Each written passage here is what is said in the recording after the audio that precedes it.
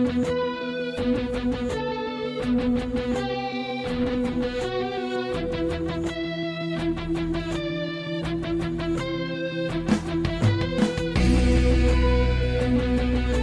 everyone to the Kyrpton Report.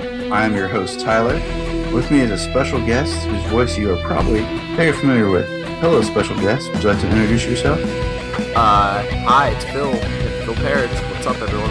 Hey, it's Phil. You might know Phil from his lengthy Southgate podcasting work such as Before the Bat, Flash Power Hour, and World's Finest.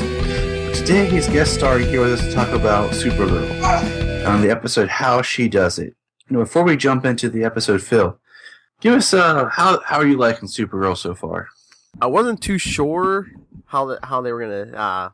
I don't know. I'm always worried when they put on like a version of Supergirl. I'm like, are they gonna do this right? And I don't know. After the first, 5 weeks now, I think they're doing pretty good. Good.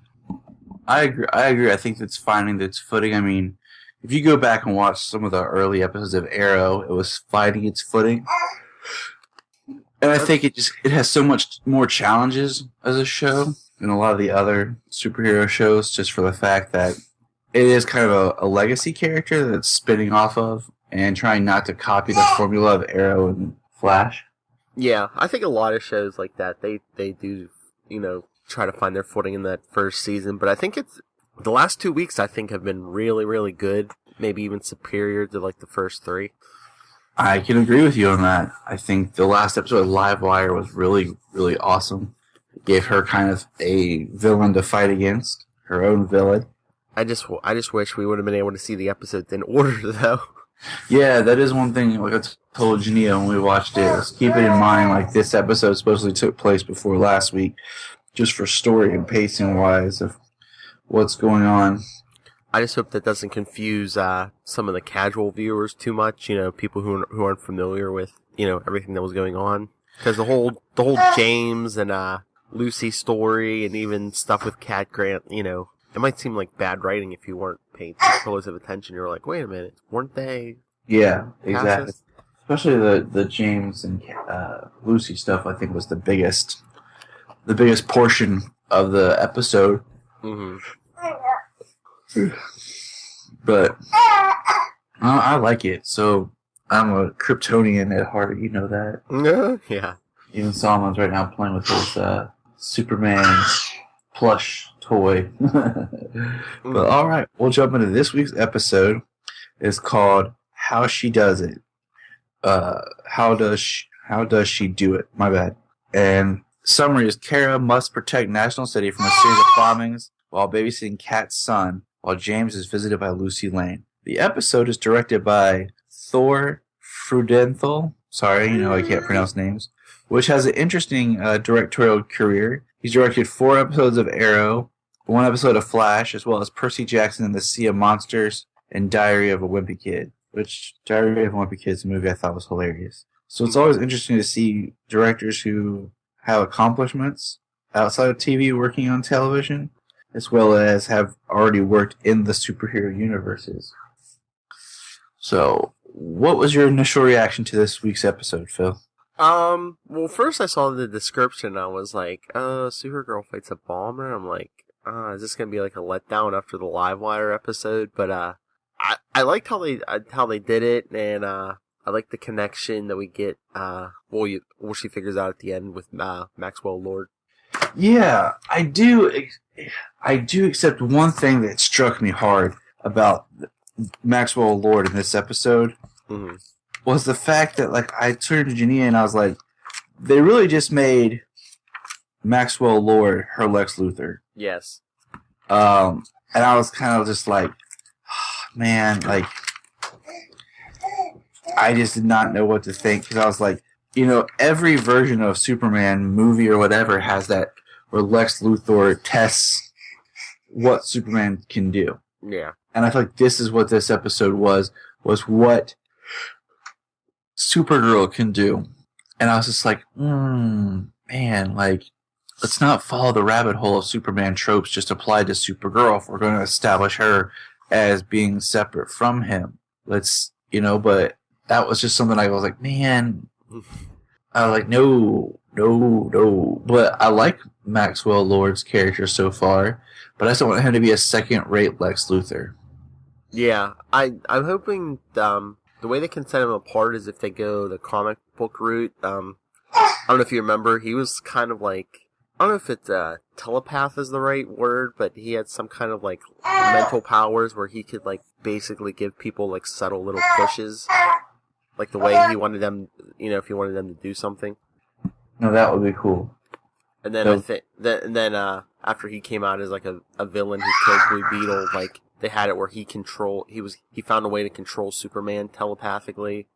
And there was no way to break his hold over Superman so Wonder Woman had to kill him. Now we're talking. Now we're bringing up some of that good in-depth fill back research knowledge. And I'll tell you what, like I like the character though. I mean, but just let's hope he doesn't go bald. Well, I think they're playing him good too. It's like, is he a complete villain or like is he just a manipulative businessman? See, they're still keeping you guessing. Is he pure evil or not? Exactly. See, I want to see him get developed more and more. Where, like I was talking about before, is we have two different teams on Supergirl, and I want to see those teams kind of operate in different modes. Like you have Supergirl with Wynn and Jimmy, and then you have Supergirl acting with the DEO. Mm-hmm. And see those different teams interact.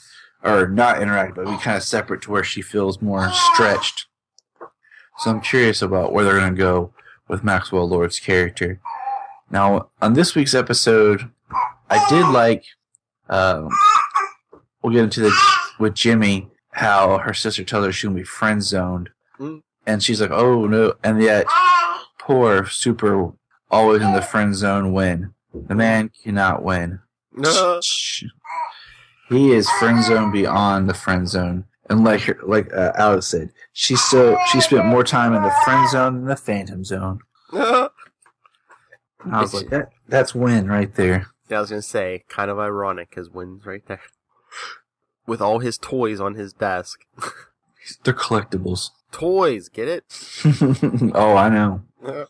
I know. We got the drop last week about his father in jail, and I'm just, it's refreshing that this episode it was a villain, but at the same time there wasn't, and it wasn't like another alien escape from Fort Ross, which is neat because we haven't had any Fort Ross aliens in several episodes. We had the first one, the second one, and then it was Reactron, Livewire, and this bombing incident. So we really didn't have any more of the Fort Ross aliens since her aunt discovered that we have kryptonite. But yeah, where's the aunt? Which is very, very interesting. Yeah, we haven't heard much from the aunt in the last couple of weeks. Yeah, we haven't heard from. And I just don't want the aunt to be General Zod too. Yeah. Like, oh, it's not General Zod, it's Aunt Astra. Same character archetype. And this season's only 13 episodes. That's right? what I worry about. Hey, from everything that I can find and been researching and reading, that's what I see is 13 episodes for the first season of Supergirl. So we'll see. I mean, I'm hoping that maybe it's one of those that's all they have slated for the time period, and then it'll have more. So, but I don't know. Every other show's talking about their breaks and stuff, and it's doing well. Well, they need to get a move on that ant story. We'll jump into some more character. Yeah, they do. Now, we'll jump into some information here. Let's talk a little bit. Let's take a moment and discuss Lucy Lane. Lucy Lane, interesting character, sister of Lois Lane. First appearance was in Superman's pal, Jimmy Olsen, number 36, in April of 1959. She believed to have died in 72. She was reintroduced in Man of Steel number 5 in 86. She's been in and out of continuity history. And she had a big change up when she appeared later on in Supergirl 35 as Superwoman. But we'll get into that discussion later in a special episode. And with the New 52 relaunch, Lucy was kind of in and out of the storyline. She appeared for a bit. She was bungee jumping with Clark. And what's neat, she was in Supergirl the movie, played by Maureen Teffy. Animated series, she was voiced by Aria Nicole Curzon. She was in Lois and Clark, 3 episodes, played by 2 different actresses, Elizabeth Bardens and Roxanne Saul. And most recently, she was in Smallville, played by Peyton List, who you may know as the Golden Glider on Flash. Ooh. So that is a very quick background shot on good old Lucy. Just where she fits into the story. She's always seemed to be more of a foil for Supergirl as far as the James Olsen relationship, friendship goes. And this one, it's more of a flushed out relationship. But are you familiar with the character, Phil? Yeah, I remember, I know from when you were saying when they reintroduced her in Man of Steel miniseries, that was right after Crisis, so everything kind of got reset. I believe she was a flight attendant for a while there. Yep. It's interesting how a lot of Supergirl's characters are built of spin-offs of Superman characters, Mm-hmm. Jimmy, Lucy, but she can still stand on her own. Yeah. Now, I'll tell you, with this episode, though, Kara takes the high road and tries to help Jimmy and Lucy together, which is, honorable, but at the same time, I'm like, why don't you look out for yourself, Yeah, but like they even said, I think she's just inexperienced in the ways of love. Oh, yeah. That's why poor Wynn is just chilling in the friend zone. You're getting killed every day, kid. Every day. That was a great line. Now, let's take a step and look at how her babysitting was. She was going to watch Carter, Cat's son, but wasn't Cat's son's name Adam in the comics? Yeah, but maybe they don't want to bring up images of Adam because he got killed, interestingly enough, by the Toy Man. Exactly. And that's why I got more excited when she said her son, and she said Carter, and I was like, huh, interesting. I was like, especially with the discussion of Toy Man coming, mm-hmm. And I was like, man, let's see some grit. Well, maybe they're just going with, this version of the character is such an egomaniac that, Carter sounds like Cat. Could be. Or it could be one of those, his name is Carter Adam Grant or something, just the way they play with everything in this universe. Mm-hmm. But he's got a secret crush on Supergirl. Not so secret. I know, he was like, Supergirl. She's hot. Oh, that being that young boy in love with the superhero. I thought for sure he would figure it out, too.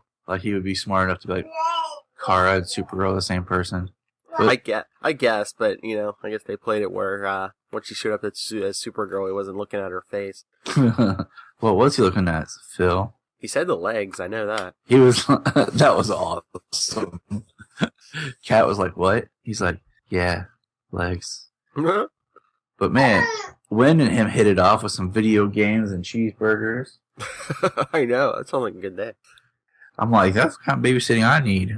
Those kid. They making all the TVs in Cat's office and one big TV screen for the video games. That'd be a headache for me. I don't know about you. I know, that'd be weird. It's all split and stuff. Well, just give me one big TV so I can see what's going on and not have to look at all these different angles. It's giving me a headache. Now, when it was interesting how she was stopping the bombs and she's the garage door was, or not the garage, the parking garage building was collapsing, and she used her heat vision and strength, and each thing was a test. But I'll tell you what, I'm really liking the effects budget on this show. When she's flying, it looks really good. When she landed on the train, it looks really good. Yeah, they've been putting I guess they realize if they want to get that audience, they're going to have to put that money in, this show, The Flash. They're doing good special effects. I mean, if you're gonna, there's a lot more demand than there was, the effects of, 90s Flash. Oh yeah, where the people Lois just stood still while he ran around them. Even Lois and Clark, I mean, you gotta amp up your effects budget. Mm-hmm. And so I think this show is really pulling it out, making it a little cinematically. And I think everyone on the show is doing very well. I like the actors. I like the characters. What are your thoughts on in this episode? Like we saw where Kara went to the train to save the bomb, and the DEO went to the airport, and Henshaw deactivated the bomb. What are your thoughts on Henshaw? That's the big mystery. So he reached his hand in to. I'm assuming that's a big clue to his identity, but it's like he reached his hand in and deactivated the bomb. So I don't know. Could the Martian Manhunter do that? Could he phase through something, or is he the cyborg Superman? As he was in the comic books, and he just talked to the bomb and shut it off. You know what? That's the biggest fan theory I've seen out there is that Henshaw's Martian Manhunter, and I'm like, that could be kind of really cool if they go that route. But man, like I was just sitting there like, they waste no time building his like interesting backstory from the first episode where his eyes went red and continue, and I'm like, that's straight up, that could be Martian Manhunter. It'd be neat if it was. They bring that into the fold more. But man, I'm just like, where are you going with Henshaw? Because Cyber Superman, cool, but once again, it couldn't exactly be Cyber Superman. Well, I had a theory. You could have both, because this could be Martian Manhunter, and he's just using the identity of Hank Henshaw, who's a real guy out there somewhere. Which is what I was kind of thinking when they had Henshaw in the past, the last episode. I was thinking that, something like that. Which is so weird to watch these two episodes out of order, because you have the line of dialogue from Alex about trusting Henshaw, and he's all like, she's one of my assets and all this. And then you think about, in the next episode, we find out how Henshaw recruited the dad. Mm-hmm. So it's kind of like, they're building in this trust Henshaw up. And then in the next episode, they kind of like peel that back away from us. Well, yeah, because they even had, this week, Alex was showing her how they have the changing IDs that, can look like FBI IDs. But then last week, which was supposed to be, after this week, they showed them using them. Exactly, and I was like, wow, it changes. It's not even like another fake ID. It just changes to FBI. Yeah. I'm just like, wow, I want that badge. Exactly. But overall, I think this show is, it's giving a very positive, strong character. I think I have a couple cousins who are young girls who watch it, who love it. And it gives them a good role model as character and a hero. And it's also, it's a pretty good family show, too. I think a lot of people forget there's not as much family-esque TV on anymore like there was before. Yeah, this is probably one of the most family-friendly superhero shows out there right now. And I can roll with that because we need that at times. Oh, yeah. Now, in this episode, we learn that they talk about Kara as virtually indestructible. Maxwell Lord made a line where he said, how did he word it? About she being not completely indestructible, which makes me wonder what that actually means, like how they're playing that angle. Mm. What are they going to do with that? What are they going to do with her weakness and vulnerability? And I was kind of wondering why. Now, answer me this, Phil. If you were Superman or, had Kryptonian powers, why didn't she just rip the bomb off the guy and fly up in the air? Or grab him and fly him up in the air? Why did she let the front of the train blow up? I don't know. That's what I was trying to figure out. Unless she was worried about the rest of the train derailing or something. She wanted to make sure she was there. I don't know.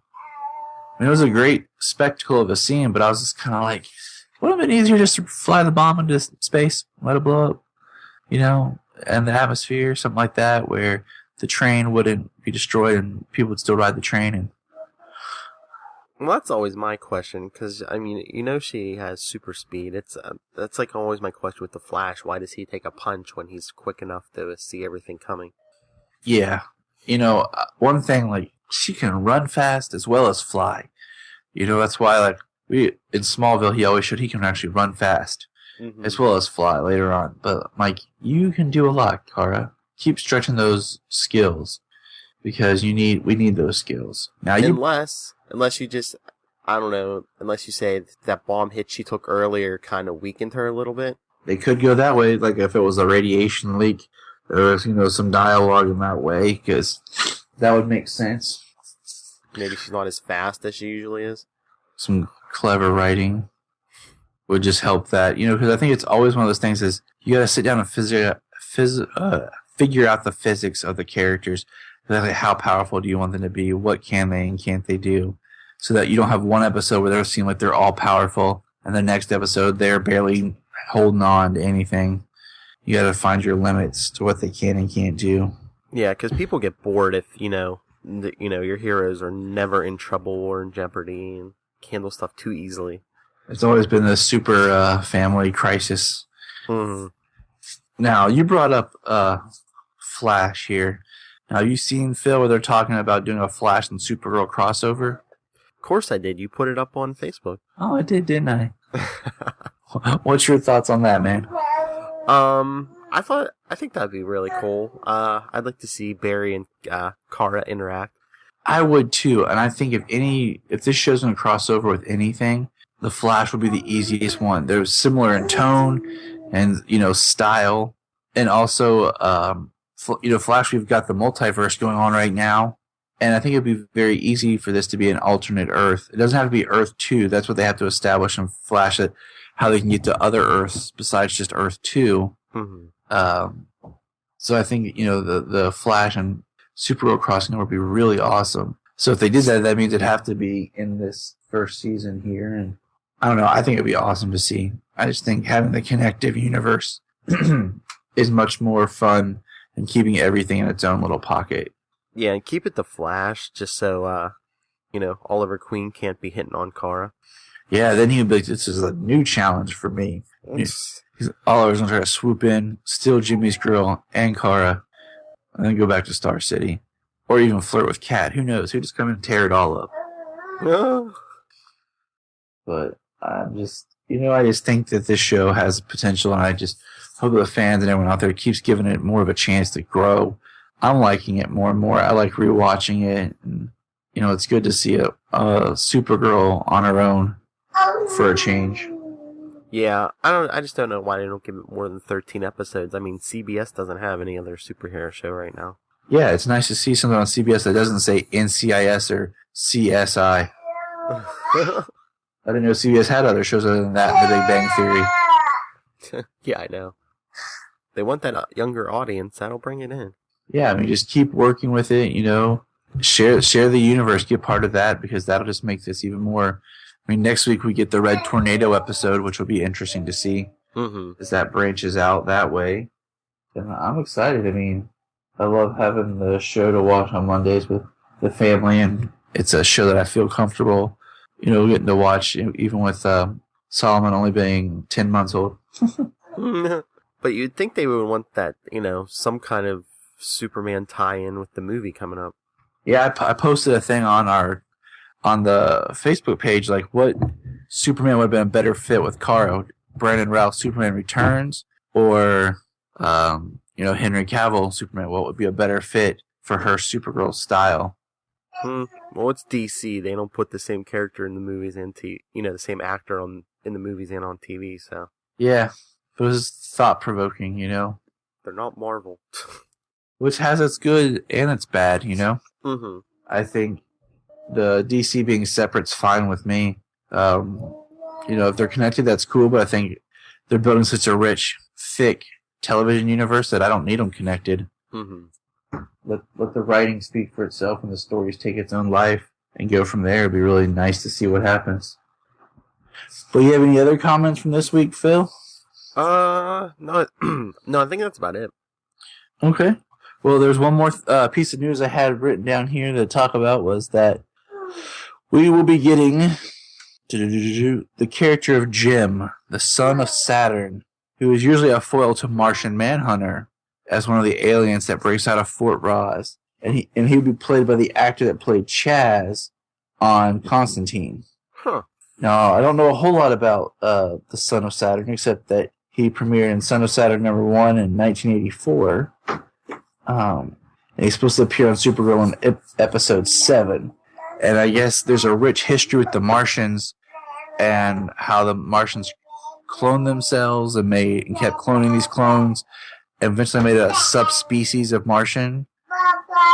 that were red, and they sent those to Saturn after a while, and that's where he became the son of Saturn, as he was a Saturn person. So we'll see what kind of story we get with him in this modern storytelling, and that could play back into the whole what and who is Henshaw thing. Mm-hmm.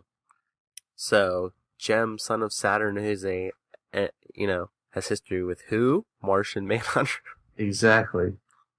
So let's see what happens. I mean, that could open up the Henshaw backstory. Mm-hmm. What would you rate? How many super shields would you give this episode? I'd probably give it probably 4 out of 5. Yeah, I'm thinking like a 3.5, 4. Just because I think that we're getting there, we're working on it. They're expanding the story. The actors are great. It's just giving them all something to do. Mm-hmm. The effects are top notch. So I just want to see what we get out of the future Supergirl episodes, and I'm excited to do more with the show as we progress more into the lore of Supergirl.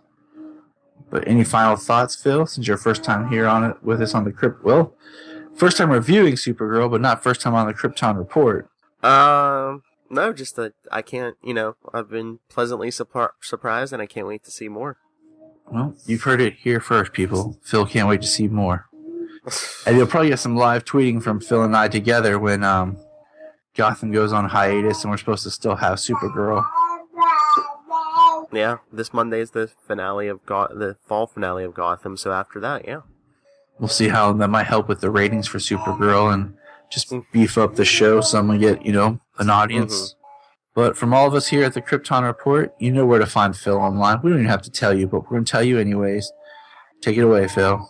Well, if you want to talk anything DC or Marvel with me, you can email me, nightwingpdp@gmail.com, and on Twitter, I am @nightwingpdp. That's right. Hook him up. Ask him some questions. Pick Phil's brain. He's a very wise, intelligent man. But from all of us here at the Kyrpton Report, we just say, see you next time.